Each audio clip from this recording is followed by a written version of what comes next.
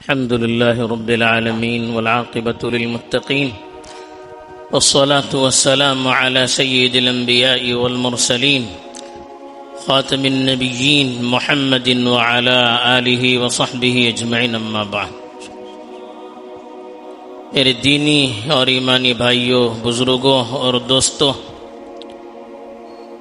آج 15 اگست کا دن ہے۔ پورے ہندوستان میں یوم آزادی بڑی خوشیوں اور جوش اور جذبے کے ساتھ منائی جاتی ہے، اور ایک ملک والوں کا حق بھی ہے کہ اپنے ملک کی خوشی میں اس کو اپنی خوشی بھی محسوس کرنا چاہیے، اور یہی یہاں کے مسلمانوں نے ہمیشہ سے کیا ہے۔ 15 اگست کا جب دن آتا ہے تو وقتی طور پر کچھ خوشیوں کا اظہار کیا جاتا ہے، کچھ ادھوری سی تاریخ جس میں بیشتر مسلمانوں کے حصے کو کاٹ دیا جاتا ہے، اس کو بیان کیا جاتا ہے اور پھر اسی پر اکتفا کیا جاتا ہے۔ لیکن ہم مسلمان ہیں، ہم نے سب سے زیادہ اس ملک کے لیے قربانیاں دی ہے۔ ہمیں سب سے زیادہ آج کی دن کی عظمت کو سمجھنا بھی چاہیے۔ ہم مسلمانوں نے جنگ آزادی کی جو لڑائی لڑی ہے وہ 10 یا 20 سال کی لڑائی نہیں ہے، جیسا کہ تاریخ میں بیان کیا جاتا ہے۔ 200 سال سے زائد عرصہ مسلمانوں نے مستقل مقابلہ کیا ہے۔ 100 سال تک تو حکومتی پیمانے پر کام کیا، پھر بھی جب انگریزوں کی طرف سے ظلم و ستم کے پہاڑ توڑے گئے اور مسلمانوں کو جن میں ذرا سی بھی سیاسی سوجھ بوجھ نظر آئی ان کو پوری طرح سے ختم کر دیا گیا اور سخت سے سخت سزائیں سنائی گئی، تب بھی مسلمان خاموش نہیں رہے، بلکہ انفرادی طور پر وہ کوشش کرتے رہے۔ باقاعدہ اگر دیکھا جائے تو 1757 میں سب سے پہلے سراج الدولہ کی شہادت ہوئی تھی، جنہوں نے بنگال میں جہاں انگریزوں نے اپنا قبضہ جمانے کی کوشش کی تھی اس کا مقابلہ کیا، لیکن اپنوں کی غداری کی وجہ سے ان کو شہادت کا سامنا کرنا پڑا۔ پھر اس کے بعد منظم طور پر ہمارے علاقے کی عزت اور آبرو حضرت ٹیپو سلطان شہید رحمت اللہ علیہ نے انگریزوں کے خلاف باقاعدہ محاذ کھول دیا اور پورے ہندوستان کو جوڑ کر انگریزوں سے مقابلہ کرنے کی کوشش کی۔ اس کے لیے انہوں نے خلافت اسلامیہ تک سے رجوع کیا، لیکن افسوس ہے کہ ہمارے اپنوں نے ان کو دھوکہ دیا اور 1799 میں ان کو بھی شہید ہونا پڑا۔ پھر 1803 میں حضرت شاہ عبدالعزیز رحمت اللہ علیہ نے ہندوستان کے حالات کو دیکھ کر کہ کس طرح سے انگریزوں نے مسلمانوں کو دبانا شروع کر دیا تھا، ان کے حقوق کو چھیننا شروع کر دیا تھا اور ہر طرف سے ظلم و ستم ان پر ڈھانے شروع کر دیے تھے، یہاں تک کہ ان کا اپنا مذہبی فریضہ ادا کرنا ان کے لیے مشکل ہو گیا تھا۔ تو 1803 میں حضرت شاہ عبدالعزیز رحمت اللہ علیہ اس وقت کے ہندوستان کے سب سے بڑے عالم، محدث، مفکر، بزرگ، انہوں نے باقاعدہ فتویٰ دے دیا کہ آج سے ہندوستان دارالحرب بن چکا ہے اور انگریزوں سے لڑنا، جہاد کرنا فرض ہو چکا ہے۔ پھر ایک اور لہر چل پڑی، حضرت سید احمد شہید رحمت اللہ علیہ نے انہی کی سرپرستی میں باقاعدہ جہاد کا اعلان کیا اور وہ بھی لڑتے لڑتے بالاکوٹ کے میدان میں شہید ہو گئے۔ پھر ان کے متبعین میں سے علماء صادق پور نے مستقل اپنا مشن جاری رکھا، یہاں تک کہ اور انگریزوں نے اتنا ان پر ظلم کیا کہ جس علاقوں میں وہ آباد تھے، صادق پور کا علاقہ، اس کو باقاعدہ میدان بنا دیا اور اس پر کھیتی چلا دی اور دنیا کو دکھلا دیا کہ ہمارا انتقام کیسا ہو سکتا ہے، لیکن مسلمان خاموش نہیں رہے۔ پھر 1857 میں اس وقت کے بادشاہ بہادر شاہ ظفر کی قیادت میں آخری باقاعدہ بڑی جنگ لڑی گئی، لیکن اس وقت بھی مسلمانوں میں بہت سے غدار پیدا ہو چکے تھے اور بہت سے غیروں نے بھی انگریزوں کا ساتھ دیا اور پھر اس وقت شکست کا سامنا کرنا پڑا۔ پھر جو ظلم ہوا ہم تصور نہیں کر سکتے۔ 27,000 سے زیادہ مسلمان صرف اس وقت انگریزوں کی طرف سے شہید کر دیے گئے۔ وہ حال تھا کہ دہلی کی گلیوں میں لاشیں پڑی ہوئی تھی، خون کی ندیاں بہ رہی تھی، گھوڑوں کا چلانا مشکل تھا۔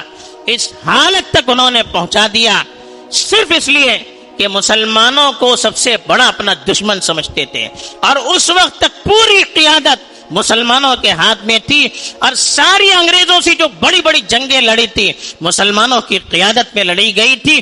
پھر ظلم و ستم کی حد کر دی گئی اور مسلمانوں کو ان کے سارے عہدوں سے اور سارے مناصب سے دور کر دیا گیا اور چن چن کر ان کا قتل عام کر دیا گیا۔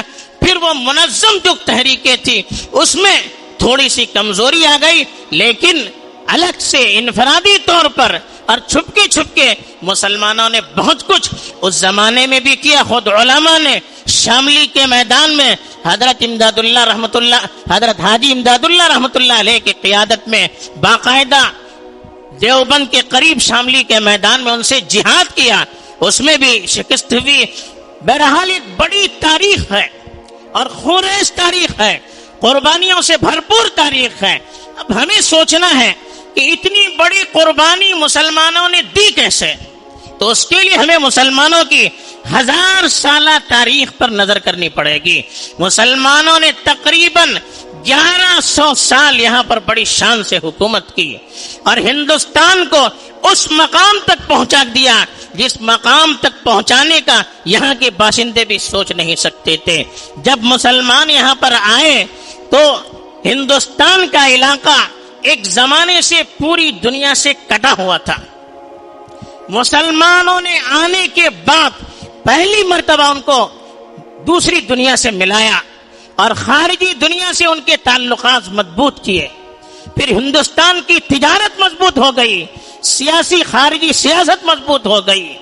پھر دوسرا کام مسلمانوں نے یہ کیا کہ ہندوستان اس وقت چھوٹے چھوٹے رجواڑوں میں بٹا ہوا تھا، پورے ہندوستان کو ملانے کے لیے جو پہلا کام کیا وہ مسلمانوں نے کیا۔ آج جو اکھنڈ بھارت کا نعرہ لگاتے ہیں ان کو ذرا اپنے دامن میں جھانک کر دیکھنا چاہیے کہ ان کے بادشاہوں نے کس طرح سے ہندوستان کے ٹکڑے ٹکڑے کر دیے تھے۔ ہندوستان کو جو سب سے پہلے مکمل طور پر کرنے والے اور جمع کرنے والے، متحد کرنے والے وہ مسلمان تھے۔ اکبر کے دور کے ہندوستان کا میپ دیکھیے، اورنگزیب کے دور میں جن کو یہ لوگ گالیاں دیتے ہیں ان کے دور کے ہندوستان کی تاریخ پڑھیے، اس کا میپ پڑھیے۔ ہندوستان کے اندر افغانستان کا بڑا حصہ شامل تھا، پاکستان پورا کا پورا، بنگلہ دیش پورا کا پورا، برما تقریباً پورا شامل تھا۔ بہت سارے علاقے جو آج الگ الگ حکومتوں میں بٹے ہوئے ہیں وہ اس وقت ہندوستان میں شامل تھے۔ کس نے ان کو شامل کیا؟ یہ مسلمانوں نے کیا۔ جس اورنگزیب کو گالیاں دیتے تھکتے نہیں ہے، اس اورنگزیب نے ہندوستان کو اکھنڈ کر کے دکھایا، پورے ہندوستان کو ہندوستان کی تاریخ میں سب سے منظم، متحد اور سب سے بڑے وسیع ہندوستان کی شکل میں دکھلایا۔ یہ ہمارے ہندوستانی بادشاہ تھے۔ اور تیسری طرف ہندوستان کو دولت کے اعتبار سے اتنا بڑا دیا کہ ہندوستان کو سونے کی چڑیا کہا جاتا تھا۔ یہاں کی دولت سے حرمین کا خرچ چلتا تھا۔ آپ کو معلوم ہونا چاہیے حرمین شریفین اس کا جو خرچ چلاتے تھے ہمارے ہندوستان کے بادشاہ چلاتے تھے۔ یہاں تک کہ جب انگریز آئے اور بنگلہ پر انہوں نے قبضہ کیا کلکتہ کے علاقے میں، تو مرشد آباد جو آج بالکل ایک تحصیل کی شکل میں ہے، چھوٹا سا علاقہ ہے، اس وقت کے انگریزوں نے لکھا ہے کہ مرشد آباد اس زمانے میں لندن کے ہم پلہ تھا، لندن کے برابر تھا، اپنی تجارت میں، اپنی شان و شوکت میں، اپنی ترقی میں۔ یہ کس نے ترقی دی؟ یہ مسلمانوں نے دی۔ چوتھی طرف یہاں کے مسلمانوں نے اس ملک کو سب سے بڑا جو انعام دیا، توحید کا انعام دیا۔ اس ملک میں ایک زمانے سے توحید کا تصور ختم ہو چکا تھا، اللہ سے باقاعدہ جو رشتہ تھا وہ ختم ہو چکا تھا۔ باقاعدہ توحید کا جو درس دیا یہاں مسلمانوں نے آنے کے بعد دیا. بڑے بڑے ہندو مورخین نے بھی اس کی تصدیق کی ہے کہ مسلمانوں کے آنے کے بعد جتنی بھی ہندوؤں کی تحریکیں چلی اور ایک اللہ کا تصور جتنے ان کے بڑے لوگوں نے دیا ہے وہ سب مسلمانوں سے متاثر تھے, مسلمانوں کی توحید سے متاثر تھے. اور چوتھی طرف مسلمانوں نے جو بڑا کام کیا کہ ہندوستان میں جب وہ آئے تھے, جیسے ہندوستان سیاسی اعتبار سے ٹکڑوں ٹکڑوں میں بٹا ہوا تھا, یہاں کی پبلک, یہاں کی آبادی یہ بھی بٹی ہوئی تھی, اونچ نیچ تھی. یہاں کوئی برہمن تھا, کوئی شودر تھا, پیشے مختلف تھے. فلاں پیشے والا فلاں کام نہیں کر سکتا, فلاں پیشے والا فلاں کام نہیں کر سکتا. بڑے لوگوں کی مندر میں جو چھوٹے ہوتے تھے وہ جا نہیں سکتے, اگر جاتے تو ایسی سزائیں ان کو دی جاتی, عقل حیران رہتی تھی.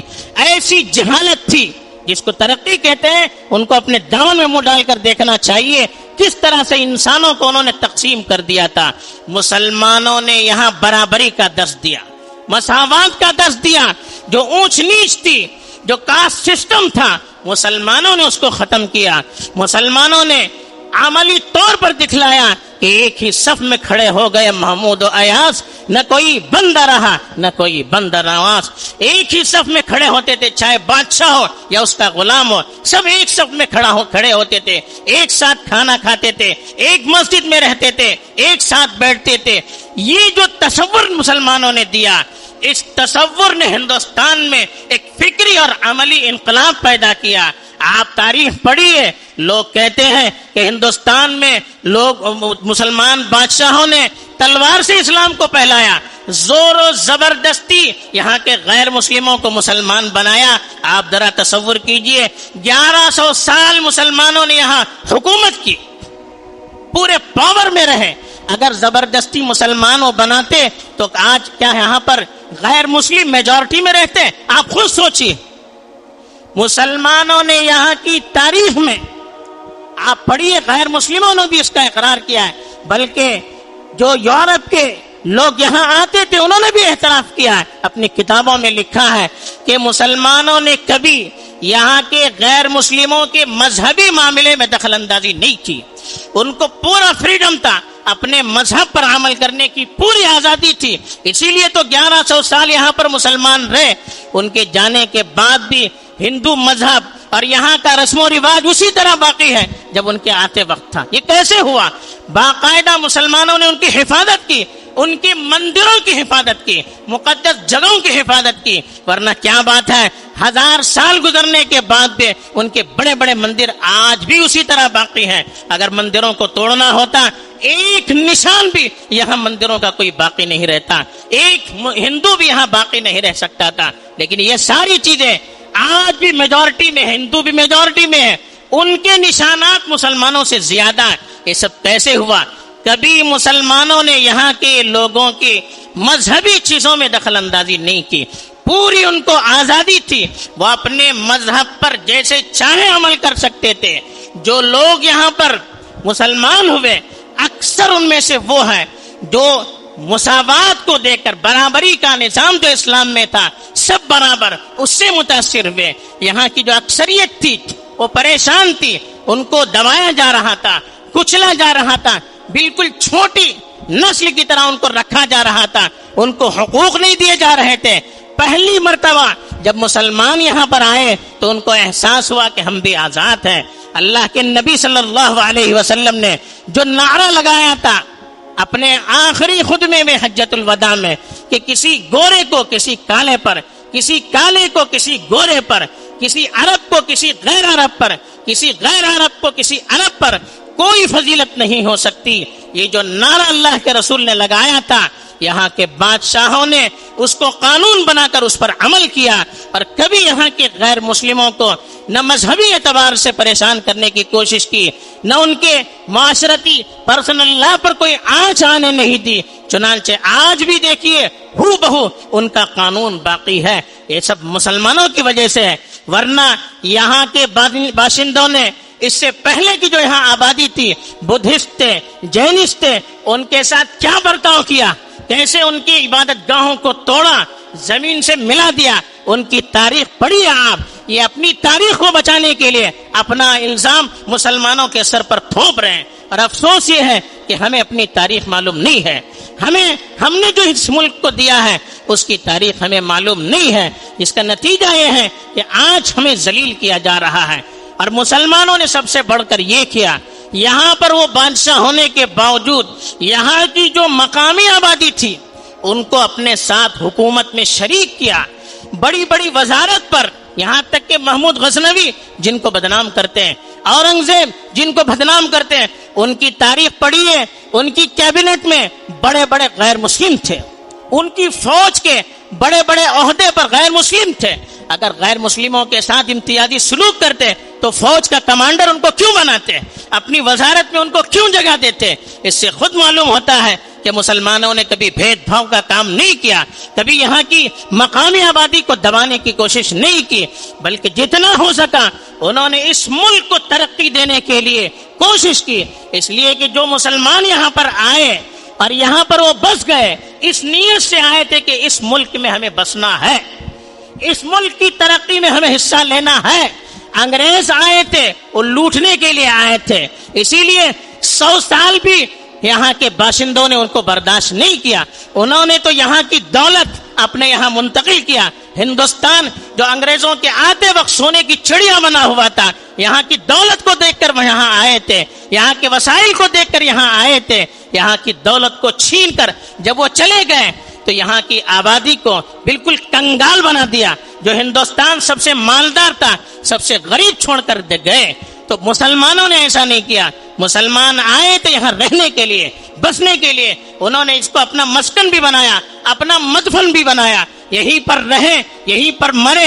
جو کچھ انہوں نے کیا اس ملک کے لیے کیا، اپنا سمجھ کر کیا، اپنی آئندہ نسل کی خدمت کے لیے کیا، اور اس ملک کے ساتھ سچی محبت اور وفاداری کے لیے کیا. یہی وجہ ہے کہ مسلمانوں کی تاریخ کو مٹا نہیں سکتے ہیں. 1000 کوششیں ہو رہی ہیں لیکن وہ کامیاب نہیں ہو رہے ہیں. لیکن ہماری ذمہ داری ہے کہ آج ہماری نسل اپنی تاریخ سے ناواقف ہے. ہمارے غیر ان کے سامنے ہماری تاریخ کو مسخ کر کے پیش کیا جا رہا ہے. انگریز جب یہاں آئے تو یہاں کے ہندو مسلم آپس میں ملے ہوئے تھے، ایک جٹ تھے، سب ایک ساتھ کام کر رہے تھے، سب ایک ساتھ مقابلے میں آئے تھے. انگریزوں نے بھانپ لیا اگر یہی ان کا اتحاد رہا، اسی طرح یہاں کے مسلمان اور غیر مسلم آپس میں مل کر رہے تو اس ہندوستان میں ہمارے قدم ٹک نہیں سکتے. انہوں نے سب سے پہلا کام یہ کیا کہ ایسی تاریخ لکھی جس تاریخ میں یہاں کے مسلمانوں کی تاریخ کو بالکل مسخ کر دیا. اور یہ بھی یاد رکھیے تاریخ کا فن یہاں نہیں تھا، یہاں صرف مذہبی کتابیں اور کچھ نوشتے تھے. باقاعدہ تاریخ کا فن ہندوستان کو مسلمانوں نے دیا. یہ بڑے بڑے مورخین نے، غیر مسلموں نے اس کا اعتراف کیا. چونکہ ان کے پاس مفصل تاریخ نہیں تھی، انگریزوں نے یہاں کی تاریخ بدل دی، ایسی تاریخ لکھی جس سے پھر مسلمان اور ہندو آپس میں مل نہیں سکتے. پوری تاریخ میں انہوں نے مسخ کر دیا. اور وہ نفرت کے جذبات جو آج ہمیں نظر آ رہے ہیں اسی مسخ شدہ تاریخ کا نتیجہ ہے. لیکن ہم نے اس سلسلے میں کوئی کوشش نہیں کی. آج جو نفرت پائی جا رہی ہے، غیر مسلموں میں غلط فہمیاں ہیں، ہماری خود نئی نسل اپنی تاریخ سے ناواقف ہے. ان کو معلوم نہیں کہ ہم نے یہاں کیا دیا، کیا قربانی ہم نے کی. ان کے سامنے صحیح تاریخ پیش کرنی چاہیے. اور جس طرح سے ہمارے اسلاف نے اس ہندوستان کو ترقی دینے کے لیے کوششیں کی ہیں، ہمیں بھی اس کے لیے ترقی دینا ہے. ہمیں بھی اتنی ہمت اپنے اندر پیدا کرنی ہے، حوصلہ اپنا اندر پیدا کرنا ہے، قربانی کا جذبہ اپنے اندر پیدا کرنا ہے، اپنی جان کو اپنی وطن کے لیے قربان کرنے کا جذبہ پیدا کرنا ہے. تو ہمیں اپنی تاریخ پڑھنی چاہیے، اپنی ہسٹری پڑھنی چاہیے، اپنے بچوں کو یہاں کی سچی تاریخ سے واقف کرانا چاہیے. اس کے بغیر یہ جذبہ، یہ ولولہ، یہ ہمت، یہ حوصلہ، یہ تحریک کوئی چیز پیدا نہیں ہو سکتی. یہ ہمارا فریضہ ہے. اگر ہم نے اس پر دھیان نہیں دیا تو آئندہ اور کیا ہو سکتا ہے ہم اس کا تصور نہیں کر سکتے. اس کے تصور سے ہی رونگٹے کھڑے ہو جاتے ہیں. اللہ تعالی ہمیں صحیح سمجھ عطا فرمائے، اپنی تاریخ کی طرف ہمیں لوٹنے کا موقع دے، اور اس ہندوستان کو جو اب آزادی کے بعد اپنا رخ پھیر چکا ہے صحیح رخ پر لانے کے لیے ہمیں بے خدمت کی توفیق دے. آمین. وآخر دعوانا ان الحمد للہ رب